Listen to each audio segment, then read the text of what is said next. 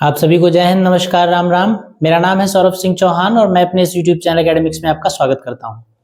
हम पढ़ रहे हैं क्लास 10th की मैथमेटिक्स और उसमें जो टॉपिक हम कर रहे हैं उसका नाम है वृत्त यानी कि सर्किल। सर्किल में काफ़ी सारी क्लासेस हम कर चुके हैं, बहुत सारी क्लासेस कर चुके हैं, बहुत सारे सवाल, बहुत सारी प्रमेय कर चुके हैं और अब आपकी लास्ट की 2 से 3 क्लासेस मैक्सिमम रह गई हैं।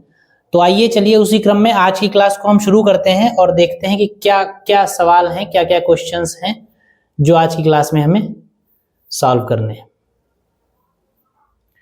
चलिए, आज की क्लास का जो पहला सवाल है वो आपके सामने स्क्रीन पर है, इसको देखिए, पढ़िए और उसके बाद सॉल्व करिए। कैसे सॉल्व किया जाएगा? कहा गया एक वृत्त की त्रिज्या 5 सेंटीमीटर है तथा उसकी जीवा PQ 8 सेंटीमीटर है। P व Q पर स्पर्श रेखाएं बिंदु, ये T होगा, बिंदु T पर प्रतिच्छेद करती हैं। TP की लंबाई बताइए। अब देखिए, इसमें भी पूरे सवाल में कहीं फिगर की बात नहीं की गई है। जब फिगर की बात नहीं की गई है तो हम थोड़ी देर के लिए मान के चलेंगे कि हमको फिगर नहीं दिया गया है। हम क्या करेंगे, क्वेश्चन की लैंग्वेज को पढ़ेंगे और लैंग्वेज के अकॉर्डिंग फिगर बनाने की कोशिश करेंगे और फिर उस फिगर से हम सॉल्यूशन की तरफ चलेंगे। देखिए, सबसे पहले कहा गया एक वृत्त की त्रिज्या, तो एक वृत्त कहा गया है तो एक वृत्त बना लीजिए। ये एक वृत्त हो गया, ज्यादा बड़ा हो गया थोड़ा। ये एक वृत्त हो गया। रफली मैं फिगर बना रहा हूं, सिर्फ आपको बना के समझा रहा हूं कि लैंग्वेज से कैसे हम फिगर पर पहुंचेंगे। उसके बाद फिर हम उसी वाले फिगर को यूज कर लेंगे क्योंकि सेम वही फिगर अभी बन के यहाँ पे तैयार होगा। एक वृत्त की बात की, एक वृत्त हमने बना लिया। उसके बाद कहा गया इसकी त्रिज्या 5 सेंटीमीटर है, तो रेडियस अभी जब बनाएंगे तो उसको 5 सेंटीमीटर ले लेंगे। फिलहाल हम इसका सेंटर लिए ले रहे हैं O। फिर कहा गया है एक जीवा है PQ जिसकी लंबाई 8 है, तो एक जीवा इधर इधर कहीं भी ले लीजिए, कहीं भी ले सकते हैं। हम यहां पर फिलहाल बना रहे हैं, ले कहीं भी सकते हैं आप, फिगर आपका सही बनेगा। एक जीवा है आपकी PQ जिसकी लंबाई 8 सेंटीमीटर है, ये इसकी लंबाई 8 सेंटीमीटर दे रखी है।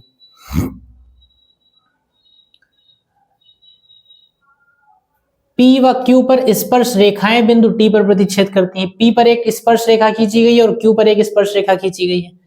तो जब P पर आप स्पर्श रेखा खींचेंगे तो ऐसी कुछ बनेगी एक, और Q पर स्पर्श रेखा खींचेंगे तो ऐसी कुछ बनेगी, और दोनों एक दूसरे को जिस बिंदु पर मिल रही उस बिंदु को कहा गया वो बिंदु T है।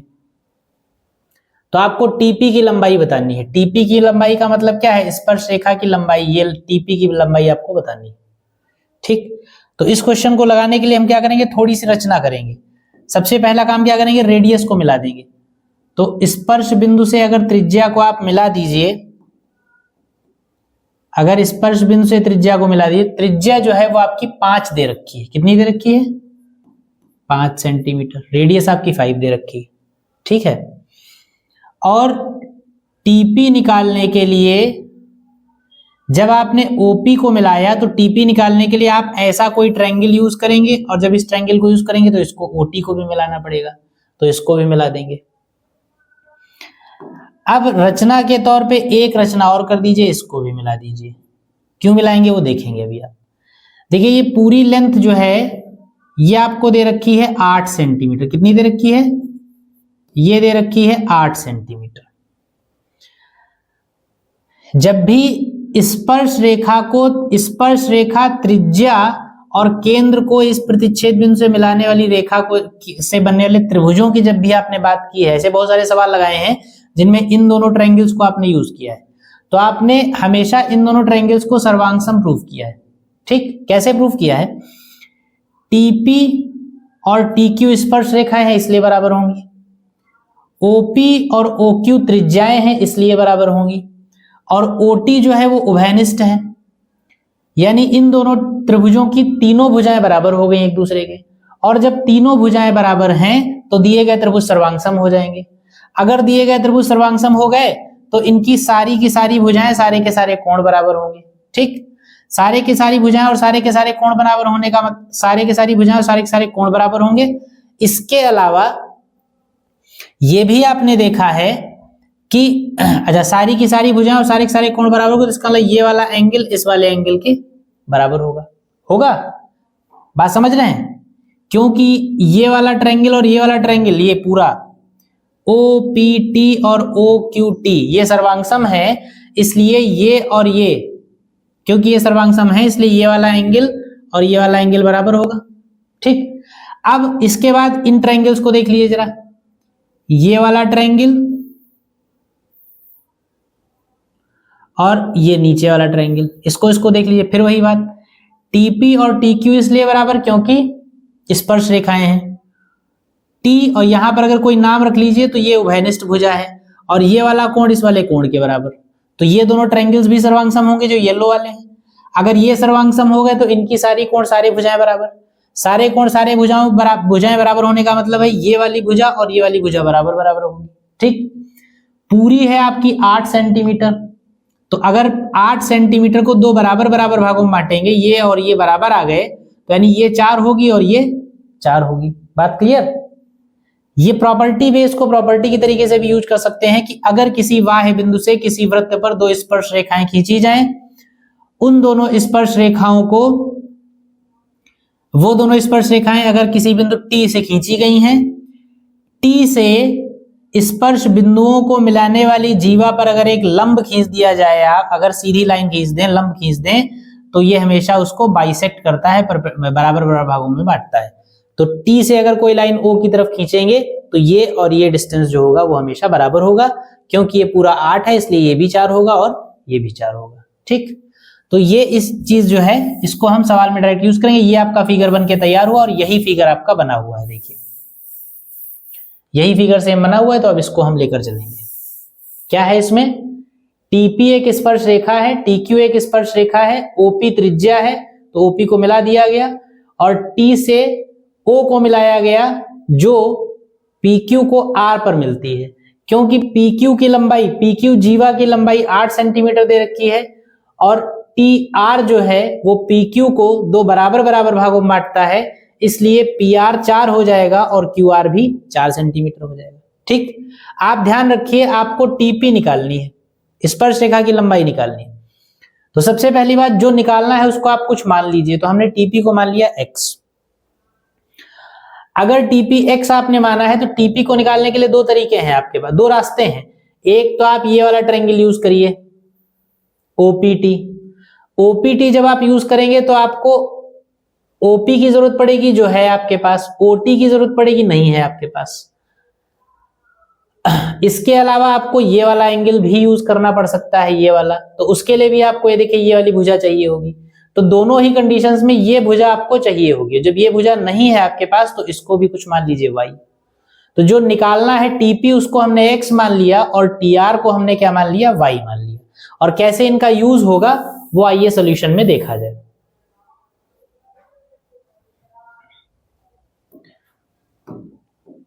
चलिए,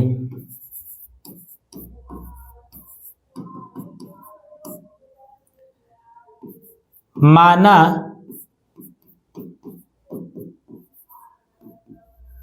TP बराबर x सेंटीमीटर और दूसरा TR भी मान लीजिए। TR कितना मान लिया? y centimetre. ठीक, TP मान लिया, TR मान लिया। अब जरा सबसे पहला काम करिए, ये वाला राइट एंगल ट्रायंगल लीजिए आप। कौन सा? ORP। उसके पहले जो चीजें दे रखी हैं वो लिख लीजिए आप।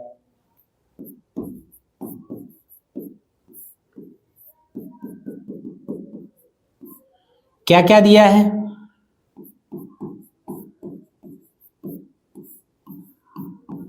त्रिज्या OP बराबर 5 सेंटीमीटर दे रखा है।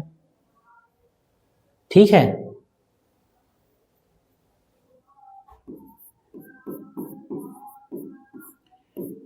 जीवा PQ बराबर 8 सेंटीमीटर दे रखा है। क्योंकि जीवा PQ 8 सेंटीमीटर दे रखा है तो आप लिखेंगे क्योंकि TR PQ को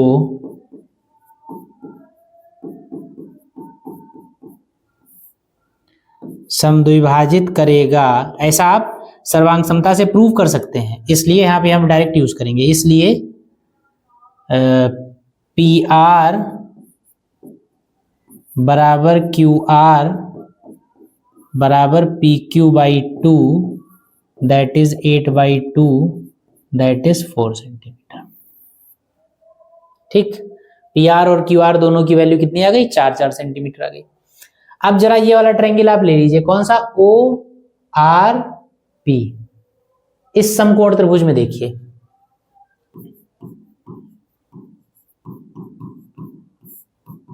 समकोण त्रिभुज ओ आर टी में, सॉरी पी में,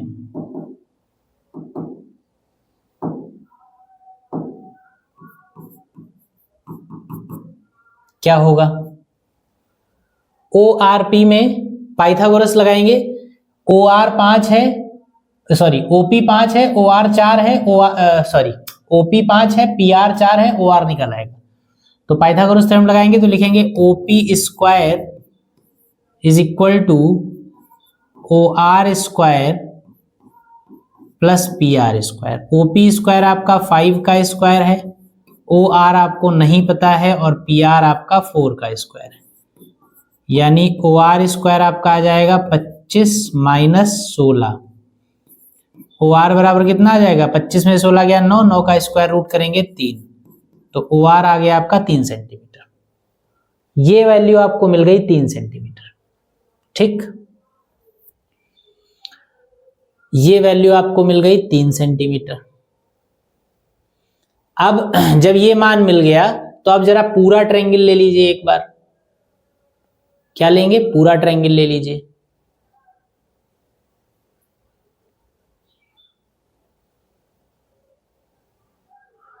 अब आप दो ट्रायंगल्स ले लीजिए, एक ये वाला ट्रायंगल ले लीजिए और दूसरा ये वाला पूरा ट्रायंगल ले लीजिए।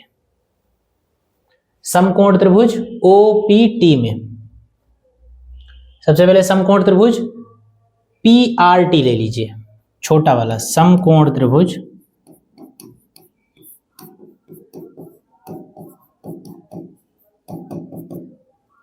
क्या होगा पीआरटी में? पीआरटी में कर्ण है आपका एक्स स्क्वायर, तो हो जाएगा x square is equal to 4 square plus y square या y square plus 4 square.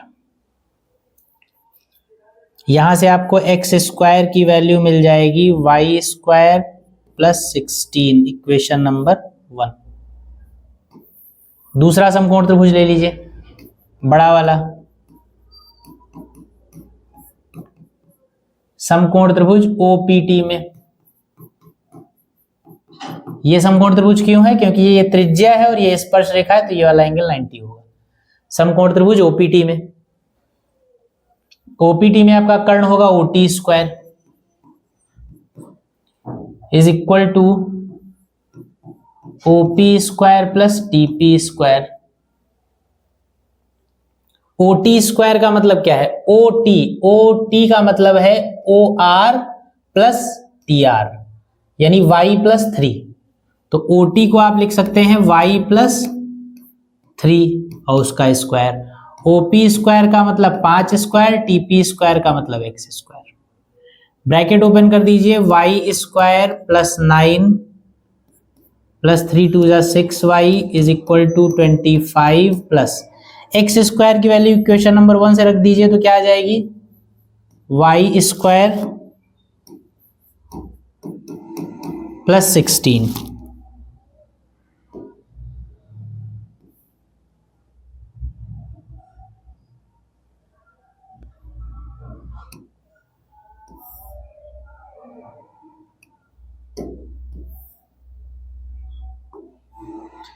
Y square से वाई स्क्वायर कैंसिल हो गया,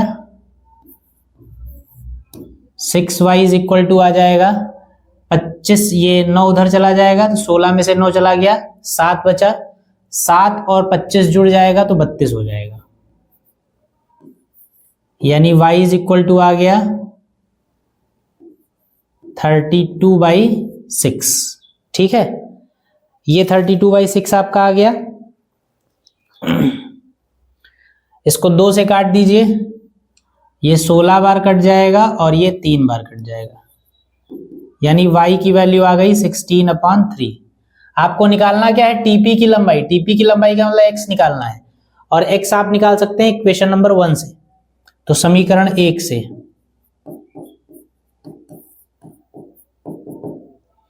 समीकरण 1 है x square is equal to y square, y की जगह 16/3 का स्क्वायर प्लस 16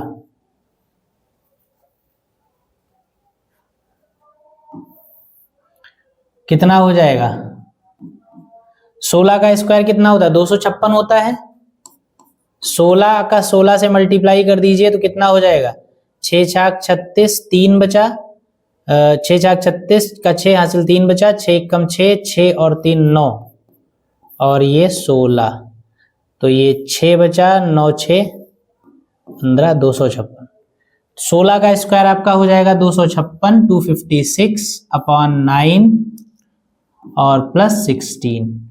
सॉल्व करेंगे 256 प्लस 16 9 144 अपॉन में 9। ऐड करेंगे 6 और 4 10, 6 और 4 10, 5 4 9 1 10 और 2 3 और 1 4/9। ये आ गई एक्स स्क्वायर की वैल्यू। एक्स बराबर हो जाएगा स्क्वायर रूट ऑफ 400/9, यानी एक्स इज इक्वल टू आ जाएगा, इसका हो जाएगा 20 और इसका हो जाएगा 3, 20/3 सेंटीमीटर। चाहे तो आप इसको कैंसिल कर लीजिए तो 6 पॉइंट समथिंग आ जाएगा। ठीक है, नोट कर लीजिए इसको। क्वेश्चन आसान था, मतलब बहुत ज्यादा कठिन नहीं था, ऐसा कुछ मुश्किल नहीं था, लेकिन हाँ ये है थोड़ा सा सोचेंगे नहीं अगर तो लगा नहीं पाएंगे। नोट कर लीजिए फटाफट से, फिर अगला सवाल लगाया जाए।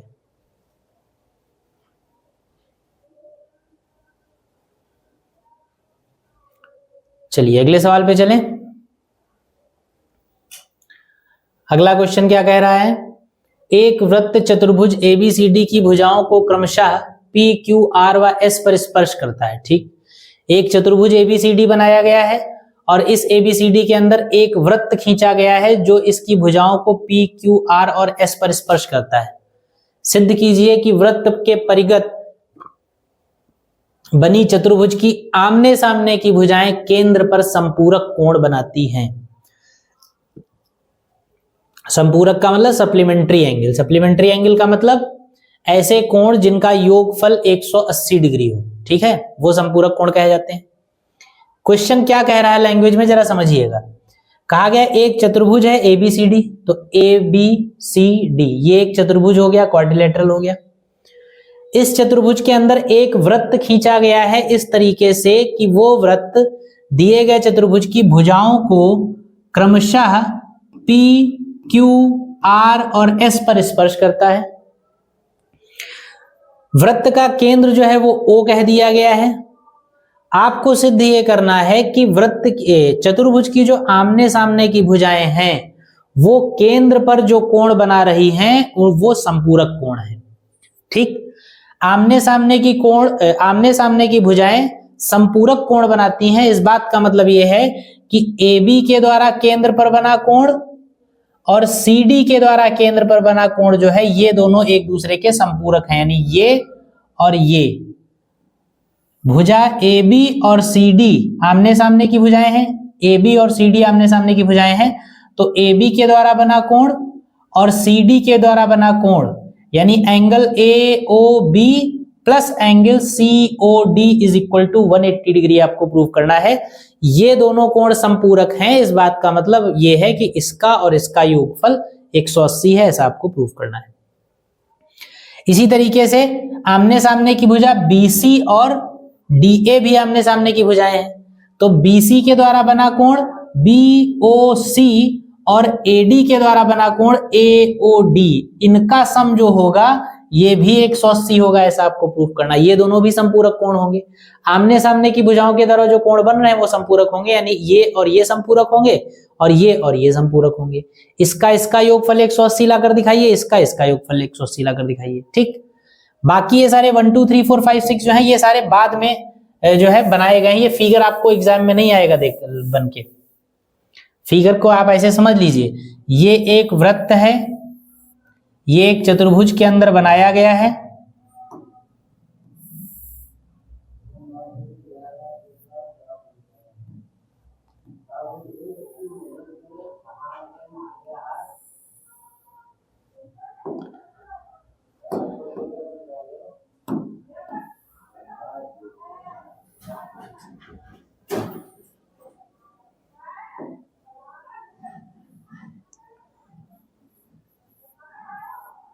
ये एक वृत्त है, वृत्त के अंदर, ये चतुर्भुज के अंदर एक वृत्त बनाया गया है, ये इसका केंद्र है O, ये इसकी भुजाएं हैं A B C D।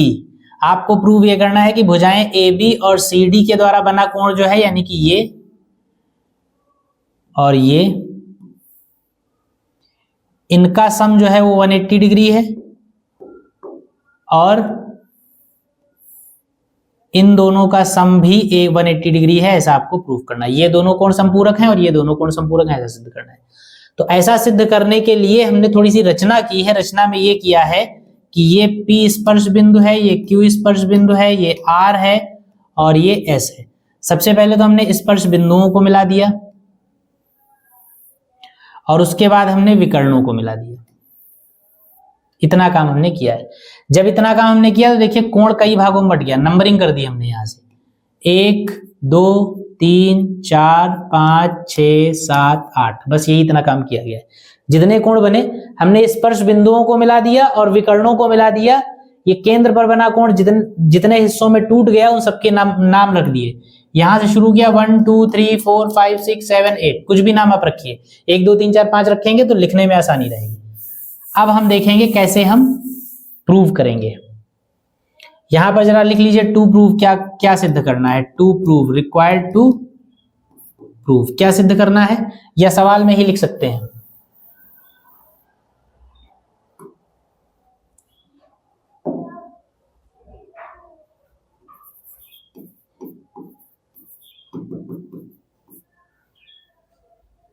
लिखेंगे रिक्वायर्ड टू प्रूव, ताकि हमको समझने में आसानी रहे कि किस दिशा में हमें चलना है। हमें सिद्ध करना है कि आमने सामने की भुजाएं संपूरक कोण बनाती हैं। तो AB के द्वारा बना कोण यानी AOB और CD के द्वारा बना कोण यानी COD, ये दोनों संपूरक होंगे, ऐसा सिद्ध करना है।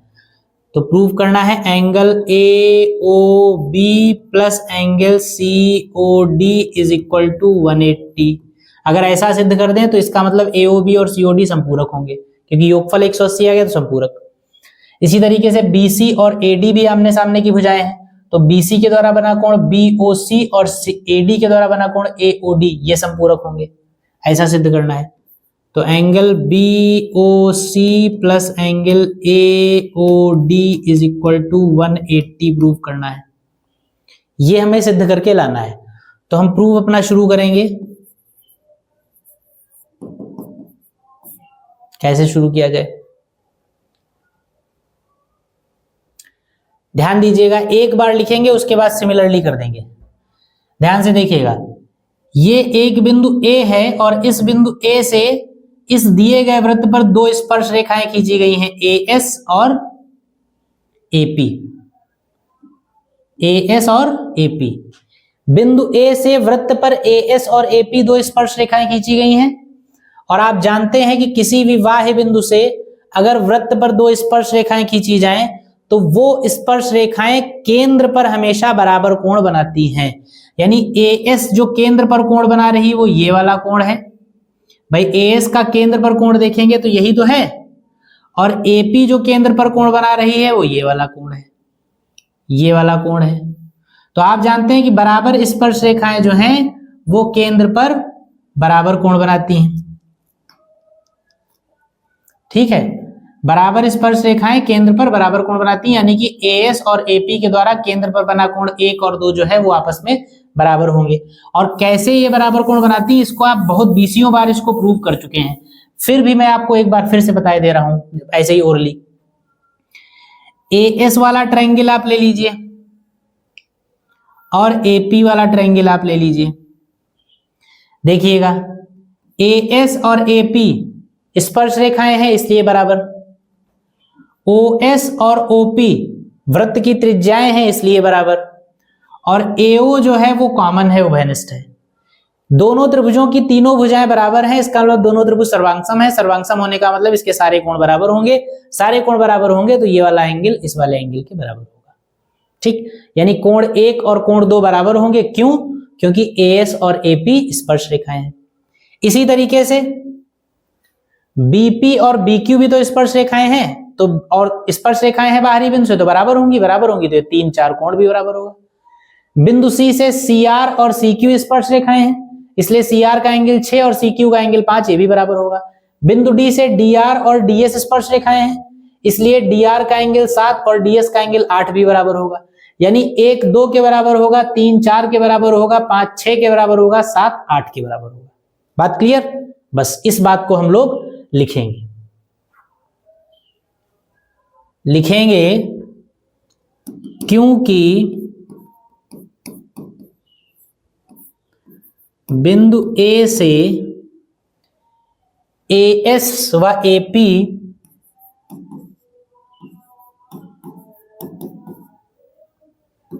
कॉमा बी से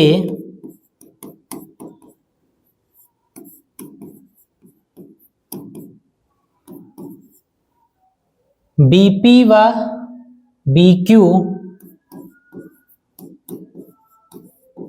कॉमा बिंदु सी से सी क्यू व सी आर तथा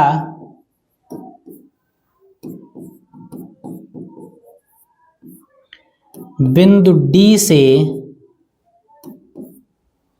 डी आर व डी एस स्पर्श रेखाएं हैं,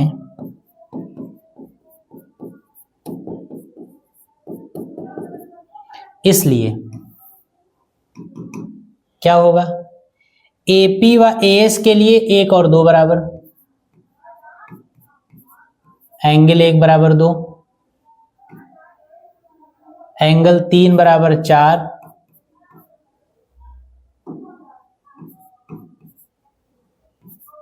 एंगल 5 बराबर एंगल 6 और एंगल 7 बराबर एंगल 8।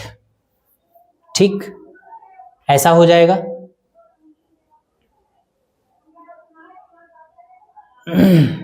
ठीक है। अब आप जानते, अगर इन सारे कोणों को जोड़ दीजिए, 1 2 3 4 5 6 7 8, अगर इन सबको जोड़ दीजिए तो जोड़ने पर क्या होगा, 360 डिग्री एंगल मिलेगा। जब भाई सबको जोड़ेंगे तो पूरा एंगल हो जाएगा। तो कोण 1 प्लस कोण 2 plus angle 3 plus angle 4 plus angle 5 plus angle 6 plus angle 7 plus angle 8 is equal to कितना हो जाएगा, 360 डिग्री होगा। क्योंकि अगर सबको जोड़ दीजिए तो एंगल कितना होगा, 360 डिग्री हो जाएगा।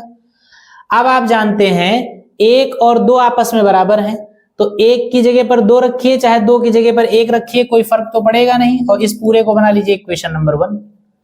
1 की जगह पर 2 या 2 की जगह पर 1 रखें, कोई फर्क नहीं पड़ेगा। और इसको बना लीजिए इक्वेशन नंबर 2।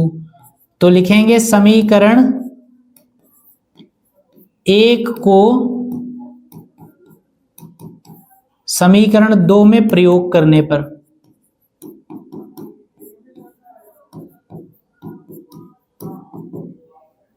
इस वाले इक्वेशन में इस वाले इक्वेशन की वैल्यूज को यूज करेंगे अपने जरूरत के हिसाब से। 1 के जगह पर 2 रखना हो तो वो कर लीजिए, 2 की जगह 1 रखना हो तो वो कर लीजिए।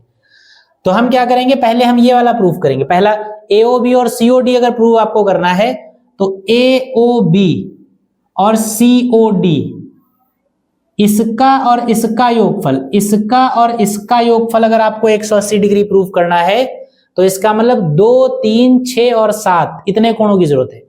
भाई इसका मतलब 2 और 3 की जरूरत है और इसका मतलब 6 और 7 की जरूरत है। तो 2 3 6 7 इनको बनाए रखिए इस इक्वेशन में, बाकी सबको रिप्लेस कर दीजिए।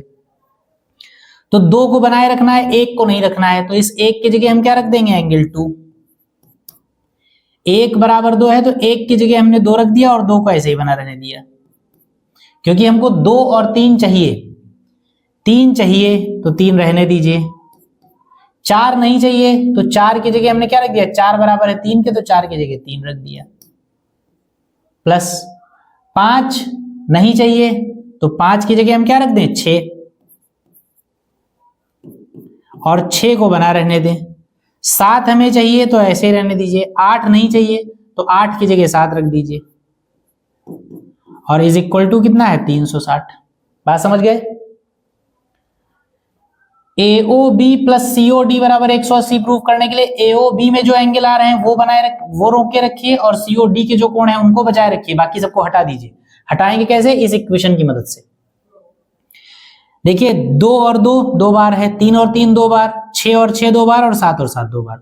तो इसका मतलब ये हो जाएगा 2 times angle 2, 2 times angle 3, 2 times angle 6 और 2 टाइम्स एंगल 7 और इज इक्वल टू 360 डिग्री। दो सब में कॉमन मिल जाएगा, क्या आएगा? Angle 2 plus angle 3 plus angle 6 plus angle 7 is equal to 360। 2 से ये 360 कट जाएगा, कितना बचेगा? 180। तो क्या आ जाएगा? Angle 2 plus angle 3 plus angle 6 plus angle 7 is equal to 180 degree. ठीक है, अब ध्यान दीजिए जरा, 2 प्लस 3 लिखा है, 2 और 3 को अगर मिला दीजिए तो क्या बन जाएगा? AOB बन जाएगा कि नहीं बन जाएगा? तो 2 प्लस 3 की जगह हम क्या लिखेंगे? एंगल AOB प्लस 6 प्लस 7 लिखा है, 6 और 7 को अगर मिला दीजिए तो एंगल COD बन जाएगा कि नहीं बन जाएगा? तो 6 प्लस 7 की जगह क्या लिख देंगे? COD। तो 6 प्लस 7 की जगह लिखेंगे एंगल COD और बराबर कितना है? 180 डिग्री। बस यही आपको प्रूव करना था। ये आपका पहला प्रूव आ गया। बात समझ गए? ये पहला प्रूव आ गया। अब जैसे आपने पहला प्रूव किया है बिल्कुल इसी पैटर्न पे आप दूसरा प्रूव भी कर सकते हैं। दूसरा कैसे करेंगे? जैसे आपने समीकरण 2 में से समीकरण 1 को इस्तेमाल करते हुए उन एंगल्स को हटा दिया था जिन एंगल्स की जरूरत इनमें नहीं थी, क्योंकि आपको इसका और इसका योगफल 180 लाना था। अब अगली बार आपको किसका किसका योगफल 180 लाना है? इस बार इसका और इसका लाना है, BOC और AOD का। BOC का मतलब ये वाला कोण प्लस AOD का मतलब ये वाला कोण। तो इसका और इसका योगफल 180 लाने के लिए आपको एंगल 1 चाहिए, 4 चाहिए, 5 चाहिए, 8 चाहिए, बाकी कुछ नहीं चाहिए। तो 2 की जगह पर हम 1 रख देंगे तो 2 हट जाएगा, 1 1 2 बार आ जाएगा। 3 नहीं चाहिए तो 3 की जगह हम 4 रख देंगे क्योंकि 4 चाहिए, 3 की जगह 4 रख देंगे। 5 चाहिए इसलिए 5 की जगह 6 की जगह 5 रख देंगे। और 8 चाहिए, 7 नहीं चाहिए तो 7 को हटा देंगे, 8 ले आएंगे। तो जैसा काम इसमें आपने किया था वैसा ही काम आप दूसरे वाले में भी कर लेंगे, बस प्रूव हो जाएगा आपका। तो दूसरा आप अपने आप कर लीजिएगा सिमिलरली। जैसे इसमें हमने 1 को रिप्लेस कर दिया है 2 से, 1 की जगह पर 2 रख दिया यहाँ पर क्योंकि हमको 2 चाहिए था। इस बार 2 नहीं चाहिए, 1 चाहिए, तो 1 ऐसे ही रहने देंगे और इस 2 की जगह पे हम रख देंगे क्या? 1। तो 1 प्लस 1 2 बार हो जाएगा। फिर 3 हमें नहीं चाहिए, अगले वाले में 4 चाहिए, तो 3 की जगह 4 रख देंगे और 4 को बना रहने देंगे ऐसे ही।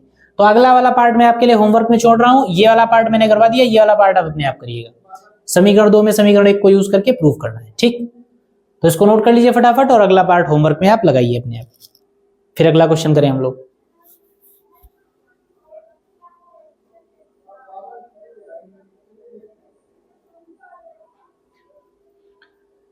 चलिए अगला सवाल। ये क्वेश्चन और फिगर दोनों अलग अलग चीजें हो गई तो इसको हटा दीजिए। अगले क्वेश्चन में कहा जा रहा है P व Q केंद्र तथा त्रिज्याएं क्रमशः 3 सेंटीमीटर, P व Q केंद्र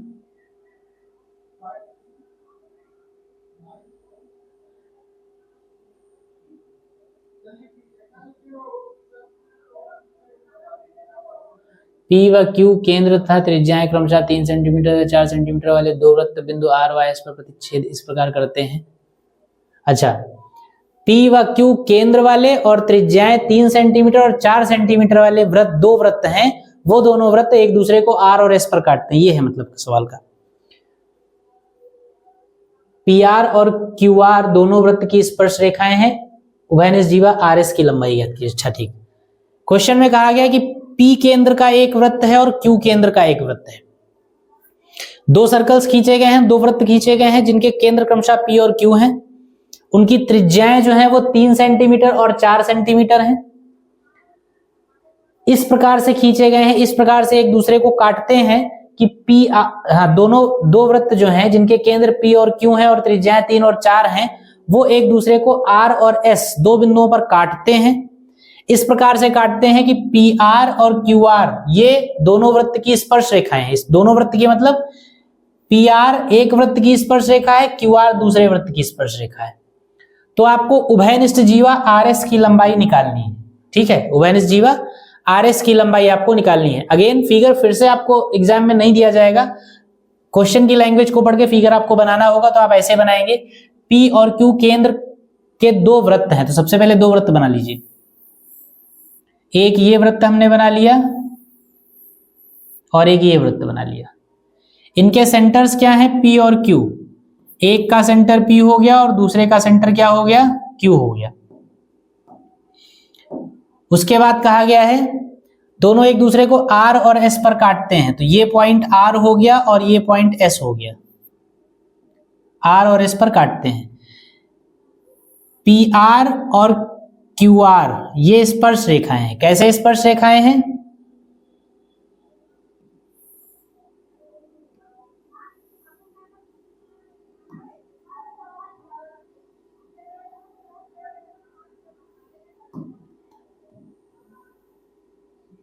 ये स्पर्श रेखाएं हैं। पी आर भी और क्यू आर दोनों स्पर्श रेखाएं हैं। आप इनकी त्रिज्याएं भी दे रखी हैं, तो देखिए पी आर स्पर्श रेखा भी है और पी आर त्रिज्या भी है, तो 3 सेंटीमीटर और ये त्रिज्या 4 सेंटीमीटर। आपको उभयनिष्ठ जीवा आर एस की लंबाई निकालनी है। उभयनिष्ठ जीवा आर एस की लंबाई यानी कि इसकी लंबाई निकालनी है। तो इसकी लंबाई निकालने के लिए थोड़ी सी आपको रचना करनी पड़ेगी। पहली बात, केंद्रों को मिलाना पड़ेगा।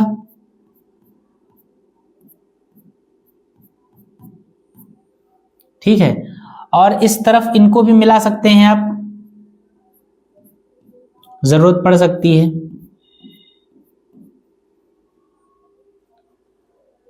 हम जानते हैं कि ये जो PQ जीवा होती है, ये PQ केंद्रों के बीच की, केंद्रों को मिलाने वाली रेखा जो PQ होती है, ये इस उभयनिष्ठ जीवा को हमेशा समविभाजित करती है, वो भी परपेंडिकुलरली। ये 90 डिग्री का एंगल होगा और इधर जितनी भुजा है उतनी ही भुजा इधर होगी और इधर जितनी भुजा है उतनी ही भुजा इधर होगी। नहीं, ये कोई जरूरी नहीं। ये जरूरी है कि ये उभयनिष्ठ जीवा जो है, उभयनिष्ठ जीवा बराबर बराबर भागों में बटेगी, ये वाली बराबर होगी ऐसा कोई जरूरी नहीं है। ठीक है, यानी ये वाली डिस्टेंस और ये वाली डिस्टेंस बराबर होगी, ये डिस्टेंस जो है वो बराबर नहीं होगी। ये तो वृत्त के साइज पे डिपेंड करेगा। लेकिन केंद्रों को मिलाने वाली रेखा जो है वो उभयनिष्ठ जीवा को की लंबार्धक होती है। उभयनिष्ठ जीवा पर लंब होती है और जीवा को दो बराबर भागों में बांटती है, जितना ऊपर उतना ही नीचे। ठीक, तो जो फिगर नहीं बना होगा वो इस तरीके से आप बनाएंगे और फिर सवाल लगाएंगे। तो ये फिगर उधर बना हुआ है, इसलिए हम इसको साफ कर रहे हैं और चलते हैं इस सवाल के सॉल्यूशन पे। फिगर में आइए, देखिए क्या क्या चीजें आपको दे रखी हैं। जो जो दिया है वो लिख लीजिए आप। सबसे पहले पहले वृत्त की त्रिज्या 3 सेंटीमीटर है, तो ये 3 सेंटीमीटर रेडियस है आपकी। ये फिगर देख लीजिए, क्लियर है इसमें? ठीक है, 3 सेंटीमीटर है और ये वाली त्रिज्या आपकी 4 सेंटीमीटर है।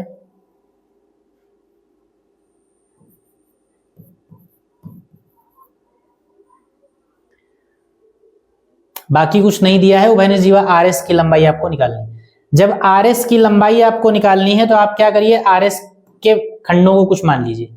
आर एस का जो ऊपर वाला खंड है इसको आप x मान लीजिए। पूरे आर एस की लंबाई निकालनी है तो इसको x मानिए। अगर ये x होगा तो ये भी x होगा। होगा कि नहीं होगा? ये भी x होगा, क्योंकि आप जानते हैं केंद्रों को मिलाने वाली रेखा जो होती है वो उभयनिष्ठ जीवा की लंबार्धक होती है। ये 90 डिग्री का एंगल होता है और ये बराबर बराबर होता है ऊपर नीचे। इसको x और इसको x मान लीजिए। और क्योंकि जब इसमें ट्रायंगल्स को आप यूज करेंगे, कैलकुलेशंस करेंगे, तो उस कैलकुलेशन में आपको जरूरत पड़ेगी आपको जरूरत इसकी भी पड़ेगी, तो इसको भी आप कुछ मान लीजिए। इसको मान लीजिए y, और अगर ये y होगा तो ये कुछ और होगा। क्या होगा वो देखेंगे। सबसे पहले क्या करेंगे, देखिए ध्यान दीजिएगा। अगर किसी एक वृत्त को ले लीजिए, मान लीजिए छोटे वाले वृत्त को हम लेकर चल रहे हैं, तो छोटे वाले वृत्त के लिए PR जो है वो क्या है, PR त्रिज्या है छोटे वाले वृत्त की, और QR जो है वो क्या है, छोटे वाले वृत्त की स्पर्श रेखा है। बात क्लियर हो रही? अगर छोटे वृत्त को आप लेकर चलेंगे तो PR त्रिज्या है और QR उसकी स्पर्श रेखा है।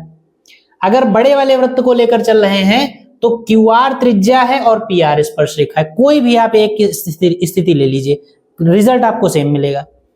छोटे वाले वृत्त के लिए PR त्रिज्या है और QR स्पर्श रेखा है, और त्रिज्या और स्पर्श रेखा के बीच का कोण जो होता है वो 90 होता है, आप जानते हैं। इसका मतलब ट्रायंगल PRQ जो है वो समकोण त्रिभुज होगा, और अगर ये समकोण त्रिभुज होगा तो इसमें पाइथागोरस थ्योरम लगाने से आपको PR और QR मालूम है, पाइथागोरस थ्योरम से आप PQ निकाल सकते हैं। और जब PQ आपको मिल जाएगी तो क्योंकि OP को आपने Y मान लिया है तो OQ भी आप लिख सकते हैं उसकी मदद से। ठीक, तो पहले ही तो यही काम कर लें। सॉरी।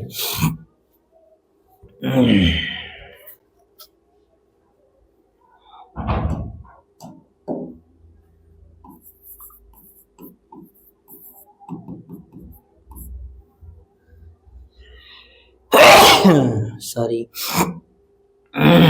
सबसे पहले जो मानना है वो मान लीजिए।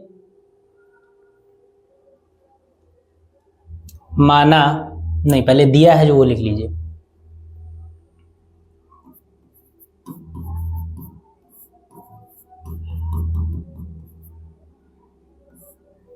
क्या दिया है? PR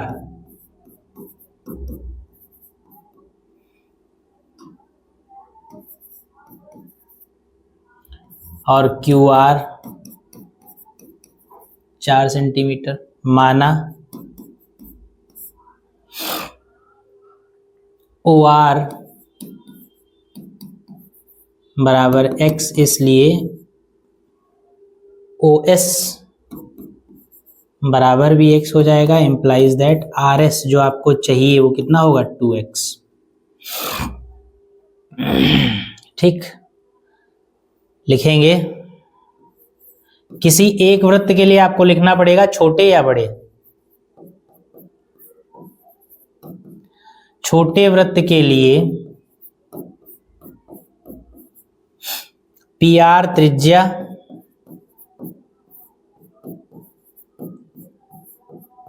तथा QR स्पर्शी है, इसलिए PR और QR कैसे होंगे? लंबवत होंगे। त्रिज्या और स्पर्श रेखा लंबवत होती है। लंबवत होंगे तो समकोण त्रिभुज बनेगा। अगर समकोण त्रिभुज बनेगा तो कौन सा समकोण त्रिभुज बनेगा? समकोण त्रिभुज PRQ में। PRQ में पाइथागोरस थ्योरम लगाएंगे। ये वाला एंगल 90 है क्योंकि, तो सामने वाली भुजा कर्ण होगी, यानी PQ कर्ण होगा। तो PQ square is equal to PR square plus QR square. PQ square हमें निकालना है। PQ, PR का मतलब है 3 का स्क्वायर, QR का मतलब है 4 का स्क्वायर। PQ स्क्वायर आ जाएगा 9 + 16 यानी 25, यानी PQ बराबर कितना आ जाएगा? 5। ठीक, PQ की वैल्यू आ गई 5। अब PQ की वैल्यू अगर 5 आ गई तो OP को आप कुछ मान लीजिए, Y मान लिया, तो माना OP बराबर Y। इसलिए अगर OP Y होगा तो OQ क्या हो जाएगा? OQ क्या हो जाएगा? OQ हो जाएगा PQ माइनस OP। भाई पूरे PQ में से OP घटा दीजिए तो आपको OQ मिल जाएगा, यानी OQ आपका हो जाएगा 5 माइनस Y। ठीक है, अब आपके पास सारी चीजें हैं। देखिए ये 3 सेंटीमीटर है, ये X है और ये Y है, तो ये वाला समकोण त्रिभुज आप यूज कर सकते हैं, इस्तेमाल कर लीजिए।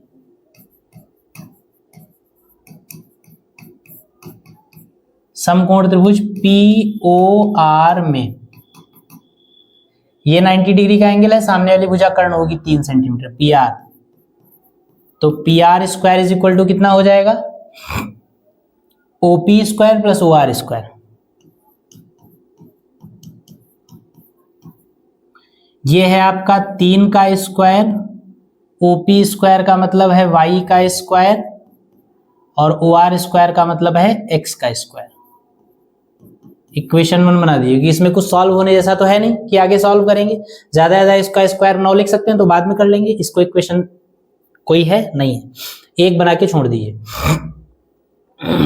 दूसरा समीकरण ले लीजिए, दूसरा ट्रायंगल, एक ये ट्रायंगल ले लिया, अब दूसरा वाला ट्रायंगल ले लीजिए, दूसरे टाइप का जो है, क्योंकि अगर इसके साथ ये वाला ले लेंगे तो ये दोनों तो सर्वांगसम त्रिभुज हैं, कोई फर्क पड़ेगा नहीं। एक ये लीजिए, दूसरा ये वाला लीजिए।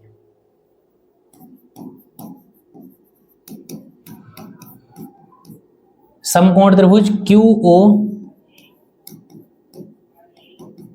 में, फिर यहां पर ये वाला एंगल 90 होगा, ये 90 होगा तो समकोण पाइथागोरस लगा देंगे। पाइथागोरस में QR आपका कर्ण हो जाएगा, QR square is equal to OR square plus OQ square.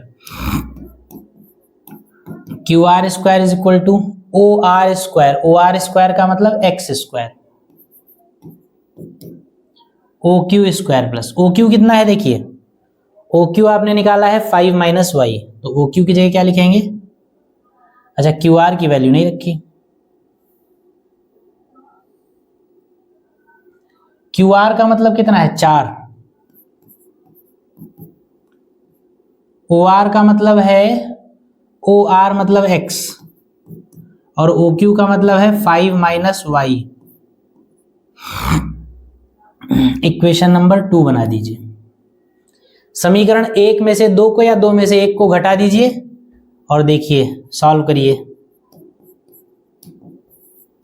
क्योंकि 2 वेरिएबल्स में इक्वेशन बन गई तो जब घटाएंगे तभी एक वेरिएबल कम होगा।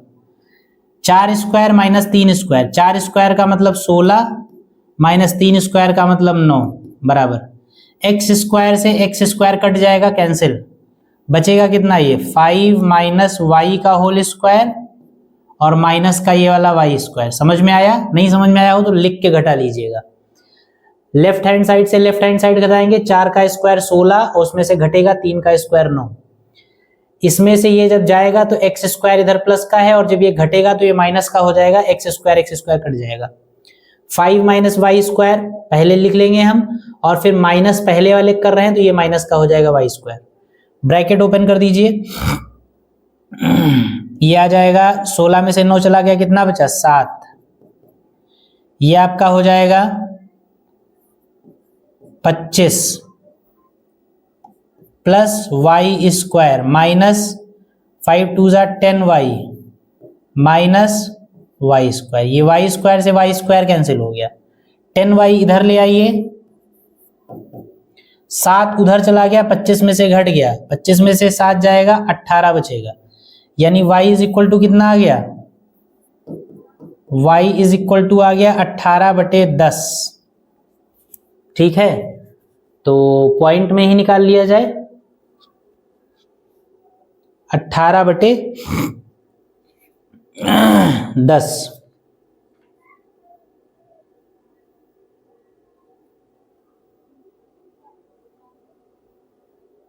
चलिए इसको कैंसिल आउट करके ऐसे रखिए, पॉइंट में ना लाइए अभी, क्योंकि हमको वैल्यू इसकी RS की चाहिए ना, RS के लिए हमें x चाहिए, तो x के लिए आप y का मान समीकरण 1 में रखेंगे, फिर इसको सॉल्व करना पड़ेगा, उसको काट पीट लीजिए।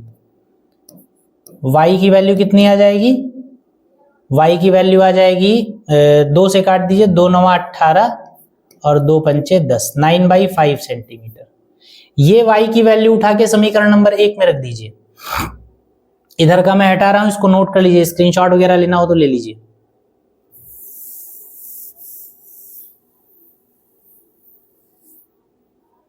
समीकरण 1 से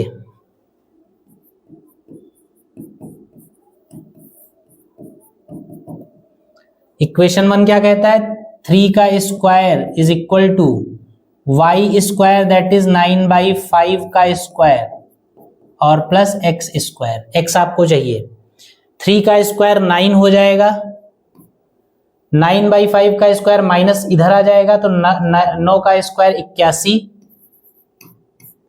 और ये आपका हो जाएगा 5 का स्क्वायर 25 और इज इक्वल टू में होगा एक्स स्क्वायर, यानी ये एक्स स्क्वायर आपका हो जाएगा 25 को 9 से मल्टीप्लाई करेंगे 225 हो जाएगा, 25 8 बार करेंगे 200 आएगा, तो ये 225 और माइनस 81 और अपॉन 25, यानी एक्स स्क्वायर जो है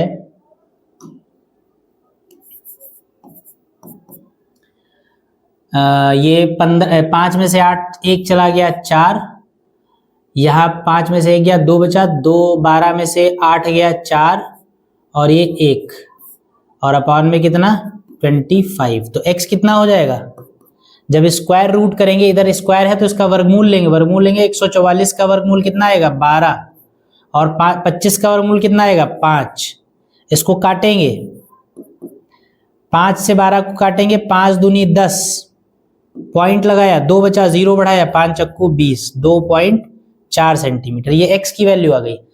हमको x मिल गया, हमें चाहिए RS कितना है 2x, लिखेंगे इसलिए RS बराबर 2x बराबर 2 इंटू 2.4 इंप्लाइज दैट RS बराबर कितना 2 चक्कू 8 2 दूनी 4 4 पॉइंट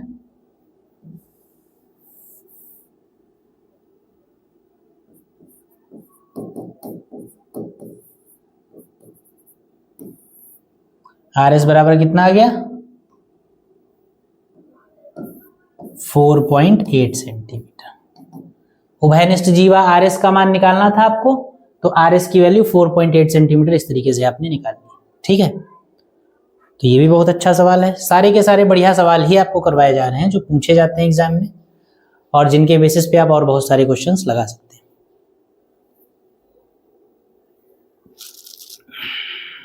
ठीक है, फटाफट लिखिए इसको।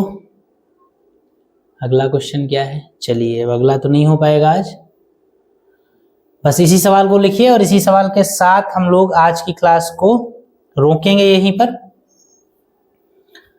और आज की क्लास के जो भी सवाल हैं इन क्वेश्चंस को आप रिवाइज करिए और इन पर बेस्ड और भी जो क्वेश्चंस आपको मिले कहीं से उनको लगाइए।